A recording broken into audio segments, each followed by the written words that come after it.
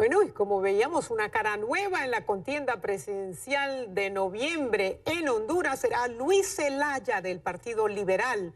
Dejó la rectoría de una universidad privada y en pocos meses de campaña consiguió la candidatura del Partido Liberal. Y desde ya está hablando de hacer alianzas para derrotar al presidente Hernández, quien, como vimos, busca su reelección después de una controvertida decisión del máximo Tribunal de Justicia de Honduras. Así que le damos la bienvenida a Luis Zelaya, candidato. Muy buenas noches.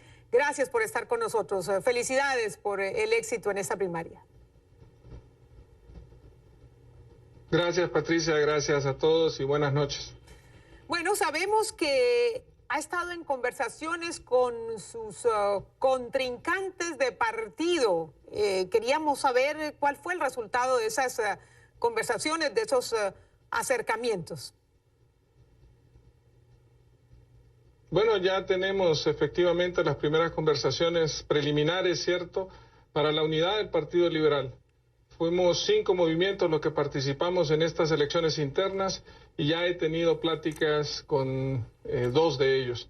Así que ciertamente la unidad del partido es fundamental, lo reconocemos y más temprano que tarde vamos a tener comunicación con todos para unirnos en un solo haz de voluntades para llevar nuevamente al Partido Liberal como una opción de triunfo en las próximas elecciones de noviembre. Pero usted no solamente habla de unión del partido, sino también de alianzas para poder derrotar al actual presidente Hernández. Cuando habla de alianzas, ¿se refiere a una posible alianza con los partidos de oposición? Una alianza, por ejemplo, con Libre de Xiomara Castro y con PAC de Salvador Nasralla. No es Luis Zelaya, la verdad. Quienes iniciaron el concepto de la alianza fue el expresidente Manuel Zelaya y Salvador Nasralla, efectivamente. Yo siempre que me hablaron de la alianza dije que mi foco en ese momento era ganar las elecciones internas del Partido Liberal. Ahora ya ganamos las elecciones internas y el diálogo está abierto. No he conversado con Manuel Zelaya ni con Salvador Nasralla con respecto a una alianza. Lo que necesitamos es ver los escenarios, pero el país necesita cambios desde su estructura. Cambios en la institucionalidad, porque la institucionalidad del país es débil. Y si vamos a hacer alianzas es en función del país, es en función de fortalecer el Estado de Derecho que hoy se ve mermado por una reelección ilegal del presidente de la República. Ya vamos a hablar de eso. ¿Bajo qué acuerdos estaría usted dispuesto a sellar una alianza con sus contrincantes? Que haya un plan de país, que hayan objetivos ulteriores y que haya verdaderamente una intención de hacer las reformas estructurales que el país requiere, particularmente en su institucionalidad. Se decía que había que poner más miembros en el Tribunal Supremo Electoral de los otros partidos. Y yo digo, al contrario, lo que tenemos que hacer es que todos los partidos políticos dejemos el Tribunal Supremo Electoral, dejemos el Registro Nacional de las Personas, para que estos se conviertan en entes apolíticos, eminentemente técnicos, y que en función de ello cumplan sus funciones. Bueno, y si hay un acuerdo en esta propuesta programática, en esta propuesta de país, ¿cómo se debería escoger el candidato único de la oposición?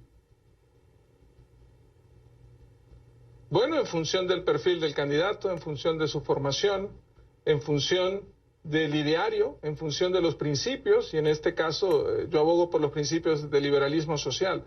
Es qué queremos como país, qué perfil es la persona que puede desarrollar lo que queremos como país y qué perfil sería el más atractivo al electorado, que hoy por hoy tiene 700,000 jóvenes que van a votar por primera vez en estas próximas elecciones de noviembre.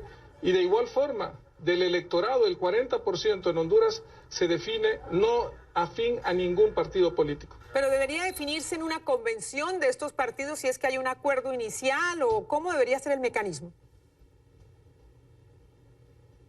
En el Partido Liberal, efectivamente, en una convención que se tendrá en el mes de abril próximo, y es la convención la que debe determinar una futura alianza o no. La ley lo permite, va a ser un proceso atípico, una reelección ilegal del presidente de la República y las alianzas entre partidos que no se permitían en la ley posterior a este proceso electoral.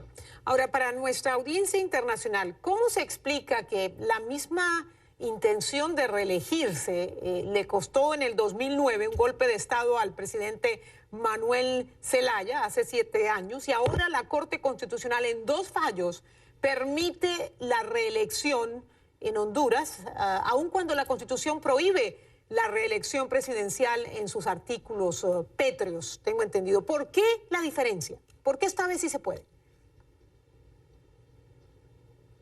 Porque se ha debilitado la institucionalidad del país, Patricia, porque no hay una verdadera independencia de los poderes del Estado.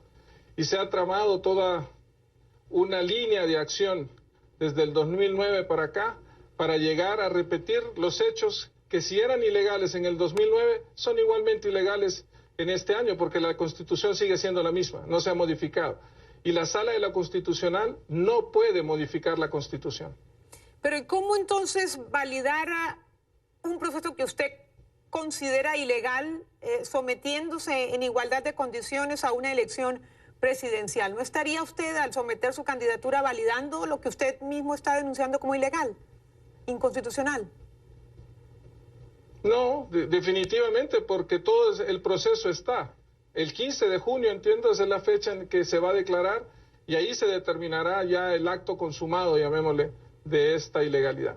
Y de llegar a elegirse, de resultar usted electo como presidente de Honduras, ¿usted revocaría esta ley que modificó la Constitución?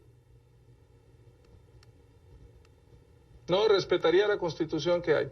Y la misma Constitución establece los mecanismos para su modificación, que es el referéndum, el plebiscito. No se hizo porque no había el clamor popular. En Honduras la mayoría de los hondureños rechazan la reelección. ¿Qué propone usted en materia de migración, migratoria? ¿Qué propone usted para que los hondureños, los jóvenes, la nueva generación se quede en el país y evite esta inmigración ilegal a los Estados Unidos, que ha sido materia de mucha fricción entre Estados Unidos y el resto de América Latina, especialmente México? Es la falta de oportunidades, Patricia, no hay oportunidades. El 70% de los jóvenes entre 18 y 25 años, su propósito de vida es irse de Honduras. ¿Qué futuro puede darle a un país que no tiene a su juventud? Lo que necesitamos es darles oportunidades de empleo, porque la migración es casi son refugiados, podríamos decir, porque huyen de la inseguridad en el país y de la falta de empleo. Tenemos que generar empleo y oportunidades para los jóvenes, pero hay que prepararlos y hay que prepararlos bien.